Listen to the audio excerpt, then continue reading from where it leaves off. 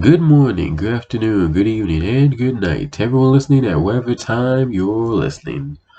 I am your Anthony Myrick, your host, and you are listening to the Mental Health Check-In Podcast, a podcast dedicated to spreading mental health awareness as a means to help us all heal. Because the more we learn, the more we heal. And in this episode, we'll be healing through the voice of a healer, so to speak. She's Dr. Diana Quinn. She is a naturopathic holistic doctor who specializes in somatic bodywork. Now, if you heard any of those words and thought, what the heck does that mean? Then, well, that makes two of us. Luckily, Diana was happy to educate me on both the physical and the mental benefits of her practice, and I'm sure she'll be educating you as well when you listen. If you listen and decide that you love what you have to hear from Dr. Diana Quinn, then please, by all means, give her a follow on Twitter and Instagram over at Dr. Diana Quinn. And if you're sold on her methods enough that you actually want to have a session or two with Dr. Diana Quinn, sorry to break it to you, but she's not accepting clients at the moment. But if you do have like a little general question for her that you could just shoot an email to her way, then you can do so over at drdianaquinn.com. And in the meantime, you can find more of the Mental Health Check-In podcast over on all podcasting platforms at Check-In Pod on Twitter, at Check-In Podcast on Instagram, at upliftunited.com, and at patreon.com/upliftunited for more of the podcast network and any other extra content you can find on there, if you have a spare dollar or two, of course. And if you or someone you love is struggling in a way that a podcast episode isn't going to fix, maybe a therapy session isn't even going to fix, then please, I recommend referring to the hotline numbers in the description below. Now, with all of that said, let's just dive right into this. First, I'll ask, how are you feeling on an emotional, physical, mental level right now? I'm feeling pretty good this morning. Thanks for asking. I'm a morning person, so I've been up for a few hours and, did my whole routine with meditation and prayer and journaling and my whole practice. So I'm feeling good. How about yourself? Doing really well. Can we get into that morning routine a little bit? What is it about that routine, say prayer, journaling, that really just starts off your day on just a bright note? Yeah, good question. Um, well, gosh, so I have a pretty involved morning routine, and ideally, I like to have like a few hours. This is partly why I'm up early, but I'm a morning person. But I my first the first part that I do is a dream practice. So I have been doing dream work for many years, and yeah, I mean, I feel like that's a really integral part of my own, spiritual growth journey and healing journey. And also, um, I, in my practice, I many times receive instruction through dreams, like teaching through dreams. So that's the first part that I do, is trying to capture, anything from dream time, and working with that, which I feel is really deep. And I like working with clients with dreams. And I mean, that's a whole conversation unto itself. And then, beyond the dream work, I also, have an astrology practice. So every morning that involves just kind of checking in with planetary, alignments and configurations, and kind of looking at my own natal chart in relationship to those, to see kind of like what it's like a weather report for the day. Like, what are we working with today? And sometimes, once in a while, I'll use there's a couple different divination, other divination tools that I work with, including, tarot or something. So once in a while, I'll, kind of pull a card too. But so those are kind of the foundations before I can talk to anyone or do anything, like have my cup of coffee and do that practice. That's my, beginning of the day. And then At sunrise, my practice is ideally go outside. If it's possible, it usually is. Go outside and offer prayers to the cardinal directions and the sky and the earth and Great Spirit. So that's a really core part of my practice that, gosh, I mean, it's hard to even describe all the ways that is grounding and enriching, but it's, if, the way that I see it, I mean, there's so many different aspects of it, but I feel it's a way to start the day from a space of gratitude and humility and being teachable. Like the intention is, thank you for this opportunity to begin a new day. And, I'm starting with the intention to be walking a good, road on the red road and, be in alignment and be of service.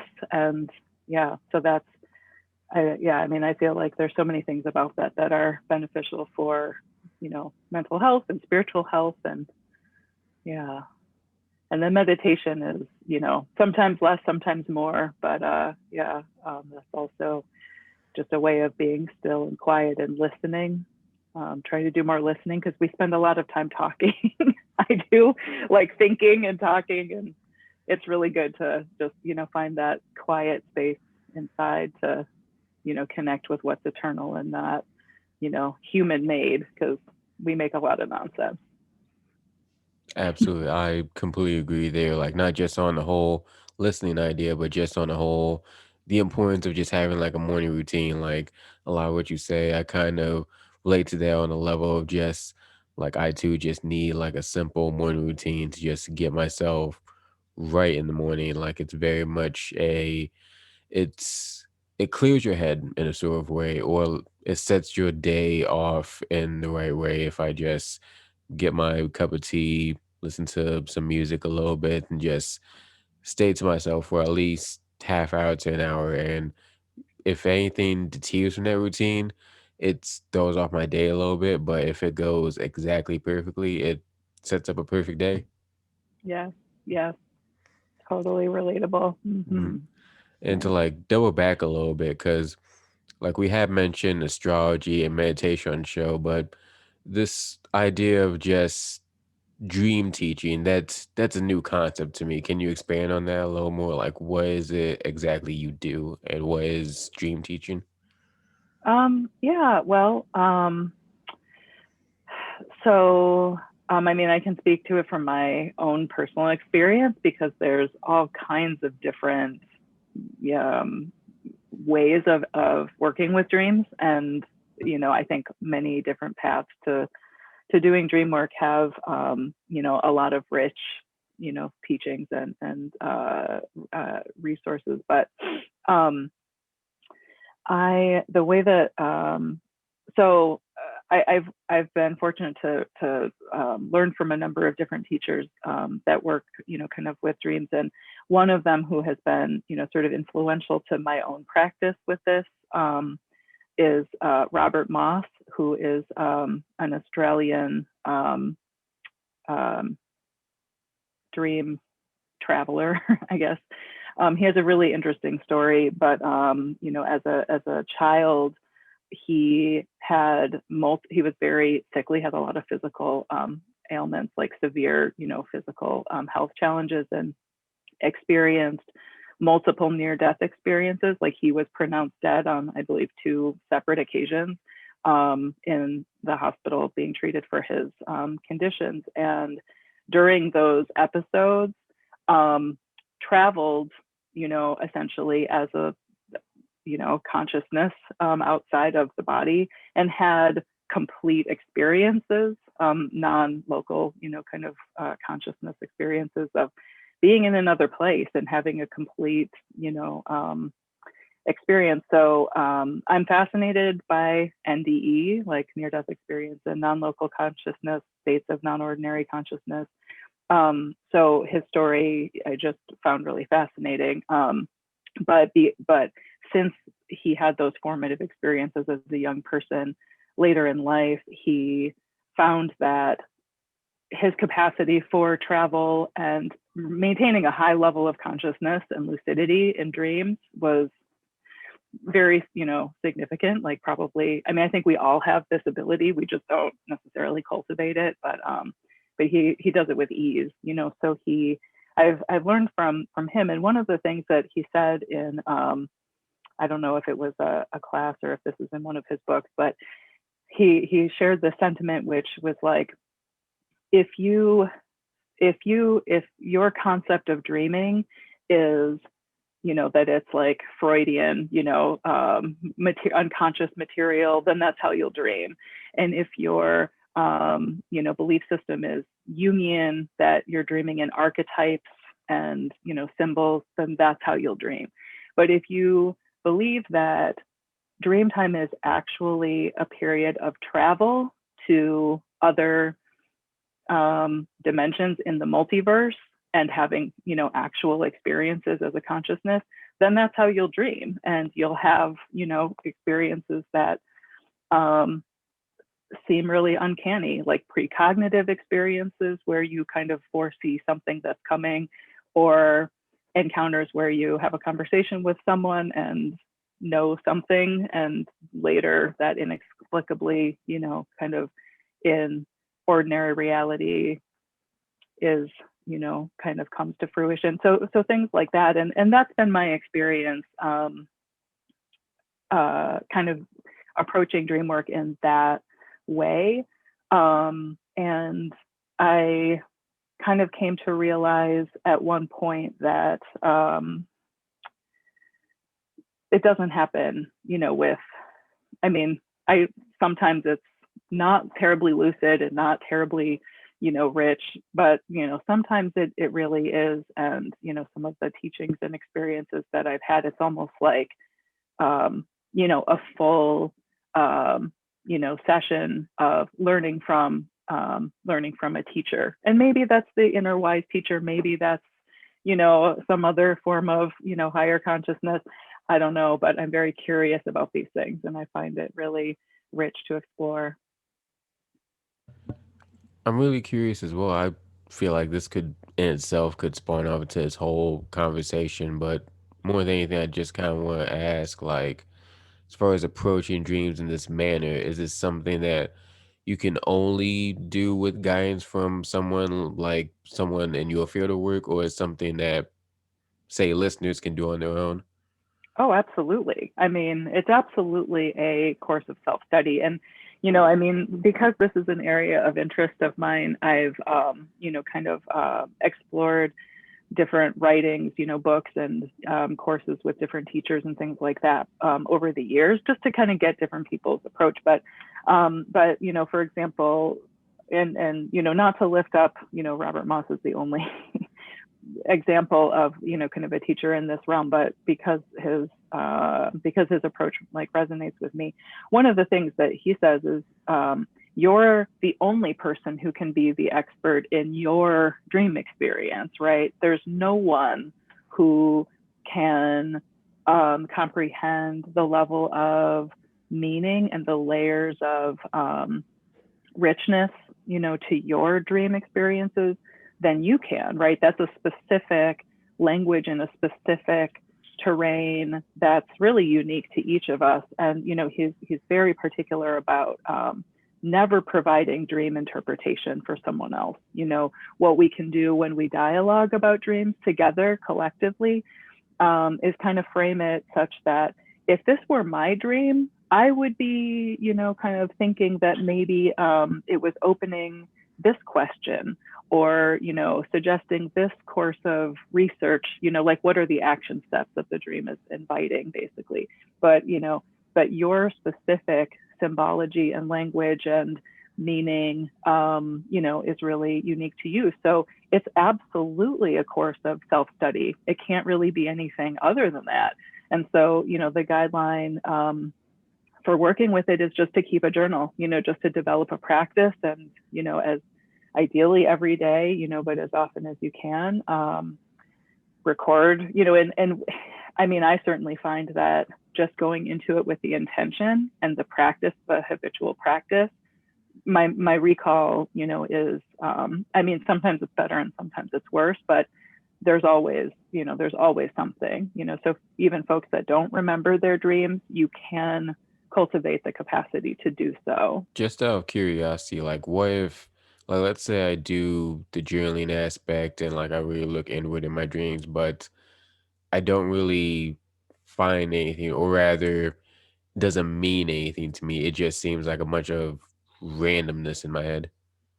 Hmm. Yeah. And, I mean, I certainly have dreams like that too, where it's just like the meaning of this doesn't necessarily, kind of come, like it doesn't necessarily emerge in a way that is telling me anything right now. But when you, especially over time, and I'm talking years, if you track every single day or, regularly, then you can kind of look back and see this is your own, it becomes your own sort of dictionary of, dream symbolism and meaning, that sometimes isn't readily apparent in the moment, like up close. But when you kind of like pull back and look, you can see, oh, this was what the theme was during that period of my life. And then, it was connected to these other things that were happening, either in literal experiential life or in a deep process of growth and transformation that I was going through that I didn't even see until after I was on the other side of it, So it can really take shape in a different way, I think, like as a practice over time. And then, I also find that sometimes things that seem on the surface really trivial or like it's just, like brain clutter being like shuffled around. Like sometimes it can have like just a little seed of something useful. So the practice with the dream is always, to notice any thoughts or feelings that are associated with it, because sometimes it's like, here was the experience that I dreamed about. I did this and then I did this and then I did this. But like I felt really strongly the whole time that I was like really mad, or like I experienced like a lot of confusion in this dream. So like sometimes it's not even like the storyline or the narrative that's important. It's like the feeling. Or, sometimes there's, like something that opens up. I'm trying to think of an example. Something that opens up like, a line of inquiry where it's like, oh, gee, I had a dream about this thing and it seems like a mundane day to day, like situation. But in the dream, I was, having a conversation with someone about, ancient architecture, or, somebody came in who was, like presenting this idea or something. And then it's like, okay, I need to go read about that. Like I need to go find out, well, what is it? My, either unconscious mind or higher self or, these dream messengers that are coming forward are telling me there's something for you to learn here. Go, kind of investigate this. It seems really mundane, but, it's like synchronicity, paying attention to, like when the same thing comes up, like multiple times, it's like, okay, I don't know what this means, but there's something here. So I've got to look at it. Right. That's really fascinating to me. Like on the show, like we always talk about looking inward. We talk about even say outright just look inward to like deal with all the mental stuff going on. But like I never really like got into like in depth about like how dreams can like help in that way. Like just writing down a journal and like thinking about what and why you were dreaming this way can kind of get to the root of kind of just what you're going through. I think that's really interesting. Yeah, very much so. Mhm. Yeah, I mean, through a lot of different channels in depth psychology, dream work has been used obviously for a long time, and then in terms of this, like more, even sort of like, neo-shamanic kind of sense, or, in the teachings of different traditions, like in the Toltec tradition, dream work is, it's part of the spiritual practice, and developing the discipline to be able to become lucid and to direct your dreams is actually considered to be one of the key goals and objectives of the lifetime, because that's developing mastery. You can then create your waking life through influencing what you dream about, which that's a whole level. Like I'm not like I'm not at that level, but it's kind of just like, yeah, there's a lot there. I find it very fascinating. Can you talk about lucid dreaming for a second? I know that's not exactly your field, but like Mm-hmm. I knew someone who would like regularly like lucid dream in their sleep, and I wasn't familiar with the term until they told me about it. And I experienced just one lucid dream in my life. And for people listening, like lucid dreaming is pretty much just when it feels like you're experiencing a dream and it feels very much real. And I kind of want to ask, like, is how I word this? How do you lucid dream? Like, I'm sure it's not something you can do on purpose, but like, how does that happen? And what does that say if it does happen as far as like dream work goes? Mm-hmm. Yeah, so it actually is definitely something that you can develop the intention to do.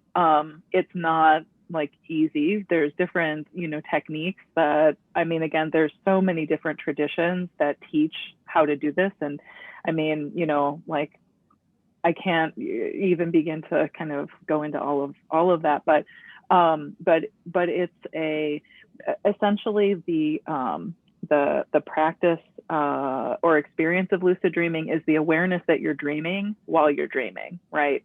So you can, through intention and through the use of certain practices, you can, cultivate that capacity.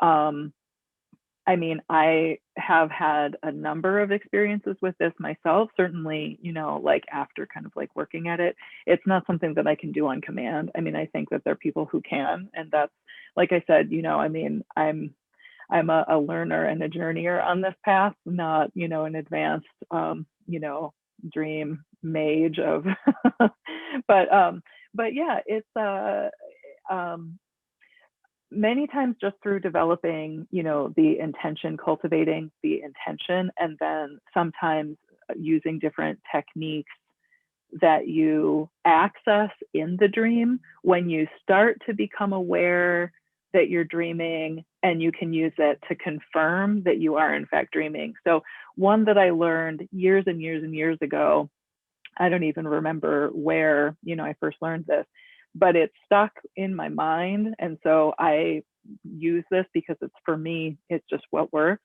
is looking at your hand in the dream. Like, you kind of start to reach the dawning awareness that you're dreaming inside the dream. And, you look at, I don't know what, I mean, like I said, it could be anything. It makes me think of Inception, where, he has the little spinning top and it's like, this is how you can tell. I mean, I don't know. I think it's just whatever it is that works for you. But you can then confirm for yourself, I'm dreaming. And now that you know that you're dreaming inside the dream, you can create and be the architect of your dream. You can say, hey, now that I know that I'm dreaming, I love flying in my dreams, I'm going to just, take off, or whatever it is, right? You can do that.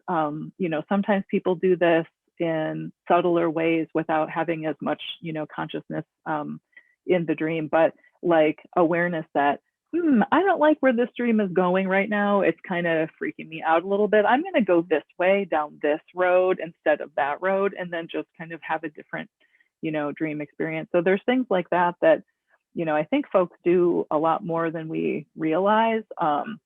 But you definitely can cultivate the capacity. And there's certain herbs, kind of medicinal plants that help to enhance that capacity. And I've, kind of experimented with some of those as well. And yeah, I think the only challenge that I've experienced personally with this is just that sometimes when I become lucid in a dream, I'm more likely to wake up. Like I sometimes I'll get so excited that I'm lucid that I'll like wake myself up. So, so that can happen too. But yeah, it's a really interesting thing to work with.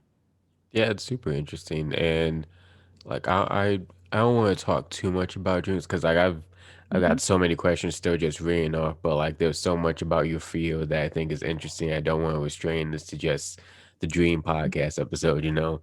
Oh, Yeah. and like even just now, like you mentioned herbs, and herbs is it that's a key component of the type of medicine you do, right? Yes. Yeah. So I've been practicing as a naturopathic doctor for about 15 years. And what that means is we're trained as primary care providers who um, bridge the two fields of conventional Western medicine, which is kind of like what most systems of medicine, are here in, the West, and complementary and alternative or integrative medicine, which are basically the traditional forms of medicine that have existed everywhere on the planet since the beginning of time, right? Like herbal medicine and working with foods in a specific way to influence health, working with water in different ways, to augment health, physical medicine, working with the body either through, hands-on techniques, manipulation, massage, and so on. Yeah, so that's kind of the field that I am in, and my work has really evolved quite a lot, but early on in my practice, because our scope of practice as naturopathic doctors and how integrated we are or are not into the system varies a lot on the state to state level. So I did my training in Oregon, where our profession is highly integrated into the conventional medical system. We can bill insurance, we can prescribe medications, we can be someone's primary care doctor and do their physical exam and the whole thing. Whereas here in Michigan, where I live, this is where I'm from. I came back, here after finishing medical school. Our license isn't recognized. Like they don't, there's not a structure in place to, recognize our credential and to formally, give us a scope of practice. So what I do here is consultative, which means I don't diagnose and prescribe. I don't mean So it, to cut you off. yeah. I'm so sorry to cut you off, but like I was Mm-hmm. just curious. Can you expand on like why it's not recognized in Michigan? Well, yeah, there's a lot of reasons for it. And this is the case with, I mean, I think right now we have licensure in about half of the states in the, kind of United States. Like maybe, I don't, it's always changing. Like more states are always gaining licensure. So I want to say it's probably like 26 states or so at this point. But anyway, Michigan being not one of them. Historically, this is because way back in, at the turn of the 20th century, there was a movement to shut down natural, kind of homeopathic medical schools and naturopathic medical schools, because the allopathic Western model was developing its sort of, control over the medical system. It was becoming sort of codified that this is what medical training is, this is who can do it. At the time, it was only white men who were allowed to go to medical school. I mean, like, this is what happened, right? They kind of said, no, we're going to own medicine. So, so everything that had been previously existing, which included naturopathic medical schools and homeopathic medical schools and so on, were closed. And since then, it's been kind of a fight for recognition, like, I mean, to I guess put it really simply. So, and there's a lot of forces that oppose that, like including in general, the American Medical Association, who doesn't really want anyone else to practice medicine, other than MDs and DOs, right? And, so that, kind of on a national level is an obstacle. And there are other obstacles, including other programs that confer certification degrees that want deregulation, and they don't want there to be any kind of, they just want to like do their own thing, like health freedom and not have any regulation. So they sort of oppose any move toward regulating and licensing of natural medicine. And then there's things like the health insurance, the way that the health insurance industry is run, and they don't want to have to pay for anything else. So they don't want more, professions to be licensed that would be included in their health insurance policies, So there's all kinds of politics, it's a bunch of nonsense. So, I mean, I used to be very involved with legislative efforts to try to gain licensure. We've been working on it here in Michigan for like at least 20, 25 years. And it kind of, I at some point decided it was not really the best use of my time and energy, and just focus on what I do, So I still would like to see licensing, just from the standpoint that it does increase access. And in particular, I mean, we need a whole overhaul of our medical system. I think that's pretty apparent. I mean, at least to me, that's a whole conversation. But, I mean, the thing is that naturopathic medicine is preventive and it's holistic. So it actually costs less money. And when it comes to mental health, I mean, we have, our current system is woefully inadequate, not to mention deeply racist, ableist, like embedded with structures of oppression. I mean, there's all kinds of, problems with the way it's operating right now. So, I mean, I'm not saying that naturopathic medicine is like the solution, because frankly, that's very adjacent to the medical industrial complex. It doesn't really remedy any of those problems. It just wants to be part of it wants a seat at the table, not to flip the table, So yeah, so this is kind of why I'm like, well, I'll do my thing. But And when you say you do your thing, like you said, like if your license isn't recognized by the state of Michigan, then how do you, I guess for lack of a better word, compensate? Like what can you do in your field? yeah, absolutely. So I, throughout the years that I've been in practice, I have my work set up so that, first of all, I don't do any physical exam. Like I don't do diagnostic work unless that has historically taken place in a context where I was interdisciplinary, working collaboratively with medical doctors who could write, who could sign off on lab work that I was ordering. So historically, I have sought out those kinds of arrangements where I've, kind of worked with MDs. I kind of moved away from that in the last like 5 to 6 years, mostly because my interest is less in doing functional medicine, where I'm ordering labs and I'm doing, like really comprehensive management of, folks' chronic health stuff, and moving a little bit more into other realms of integrative mental health that involve mind-body modalities that are a little bit less diagnostic heavy and a little bit less kind of working from the model of like recommending lists of herbs and supplements, and more working really kind of deeply with folks in somatic practices and breath work and, mindfulness and, spiritual counsel and, energy work and some other kinds of things. So. Can you recommend any herbs that like any listeners can like try dabbling if they're curious? Well, I mean, the thing about herbal medicine is that it's such a really rich field and course of study, and there's not ever a one-size-fits-all approach in any way, shape, or form. So the herb that might be the perfect support for you, for someone else might really kind of, like worsen an imbalance that they have, right?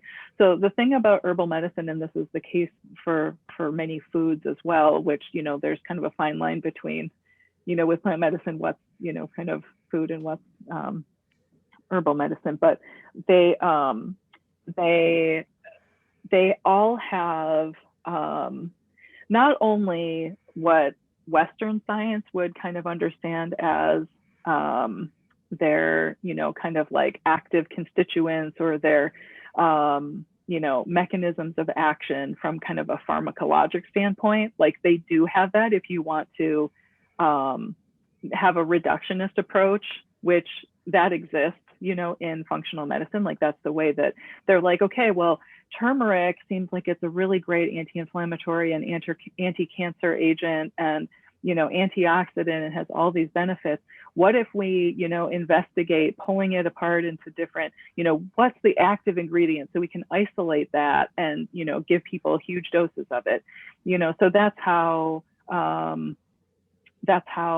kind of many herbs are, kind of investigated. So we have curcumin, which is considered to be the active, ingredient of turmeric, but that doesn't have all of the other stuff that's in that, in that plant, right? In that rhizome. So it's like, well, number one, we're maybe losing out on some of the intelligence of the whole plant, and the way that it, I consider all plants, to have intelligence, and a degree of organization and wisdom that we can't necessarily. I feel like we need to humble ourselves a little bit because we think we know better. We can like extract the active ingredient. It's like, I don't know.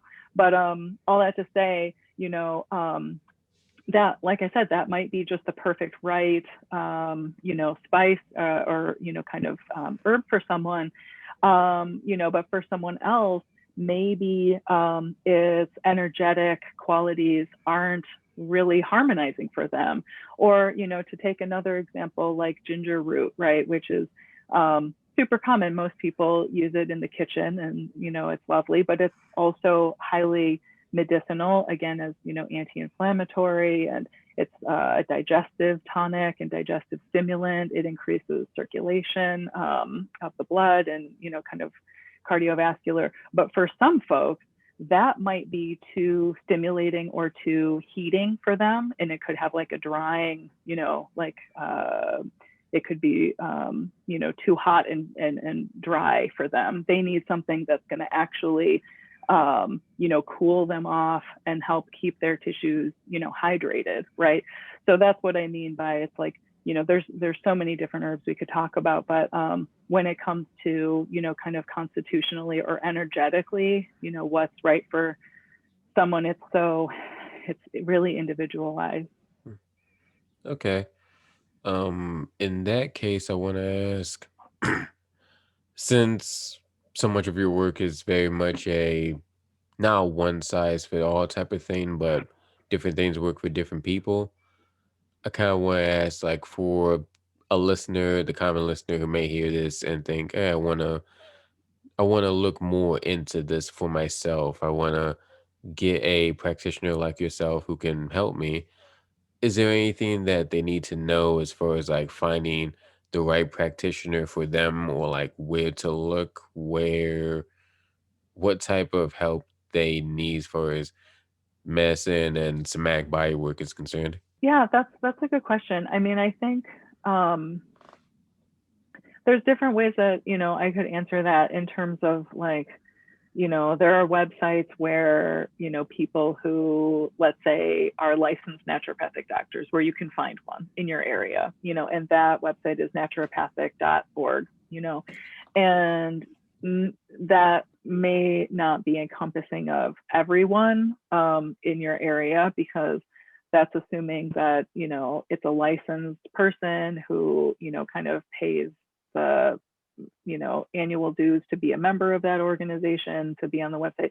So there's some obstacles to, being included on that list, for example. Now, you can definitely find some great folks that way, but you might also be missing out on, some other people who are really the right fit, for you. So, yeah, I mean, I often feel like, word of mouth is a good way to, just kind of inquire in your networks, because there are so many, whether it's, kind of somatic practitioners or herbalists or, um, other forms of practitioners that may not necessarily be searchable in those, kind of databases. But if someone has a good reputation for working with, people in your community, like it's kind of, to me, like the what is the best credential is, does the community trust that person? Does is this person, in service to the community? Because there's a ton of people who are out there, especially now with, social media and, people with their websites and, like having thousands of followers and producing content. And but, I mean, many times, like folks who are incredibly gifted, herbalists and practitioners, don't have that kind of platform. They're not on social media. They're busy just being of service to their community. So, I mean, that's like, I don't know how helpful that is, but I guess that's sort of my biased take on that. I think that was helpful. Like it's very much in Okay. the kind of like just the sort of things that you don't really expect to think about when you look for a practitioner. And I think that's good for people to know. It's something to keep in mind as far as like where and how to find like certain people. Yeah. Yeah. And with that in mind, before we get out of here, I guess to like sway potential listeners who your line of work could help, can you speak more to just the positive mental effects to the sort of physical work that you do and like medical work that you do? Yeah. So I work with folks who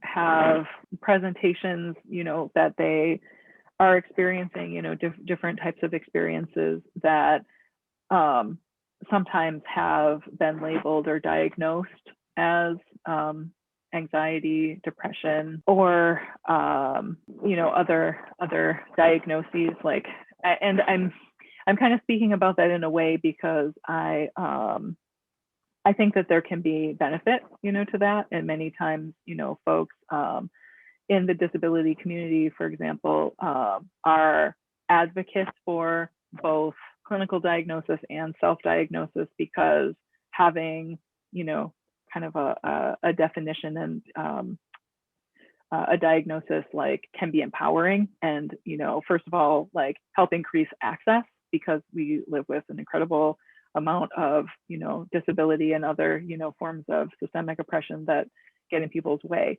but at the same time, when I'm working with someone, I'm working with an individual human being, right?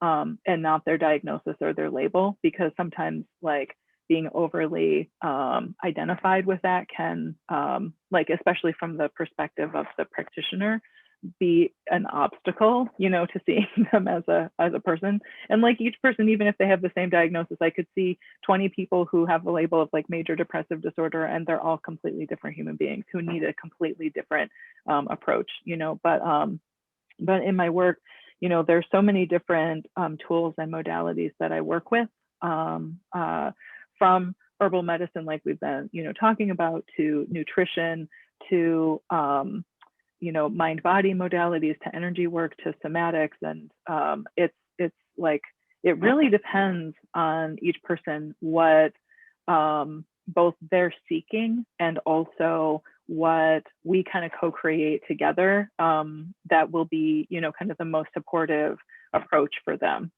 so and yeah, I mean, I think that the benefits that are available to folks from implementing some of these different approaches can be really profound. I mean, I've certainly seen really incredible results. And There's also different approaches to take with people, whether they're also taking, pharmaceutical medication or not. Um, and if that's working well for them or not. I like, when possible, to collaborate. If someone has a psychiatrist, really like to, kind of partner with their other providers, because really the goal is to um, create a network of care and support, and really, sort of increase someone's experience of feeling understood and having, access to resources and practitioners that can collaborate with one another. So that's sort of how I approach it. And yeah, I mean, a lot of benefits, and from, decreasing suffering, right? Like, I mean, that's like ultimately like my goal as a human being on the planet is to, decrease suffering and, do my best and not contribute to creating suffering. And yeah, empowerment, greater freedom, like more options. Like those are the things that, yeah, I like to see, folks experiencing. I think that was very well articulated, and I thank you for articulating it. And more than anything, I thank you for coming on, for just allowing me your time. Like, this was a really great episode. I really enjoyed it. I hopefully we can talk like this again on another episode. Maybe even have that dream podcast episode I joked about earlier. But this was just really great, and I thank you for coming on. Though before we ended, there is like a segment I like to have for every episode where I give people their flowers, so to speak, where like I tell them why I appreciate them in case we never speak again for whatever reason.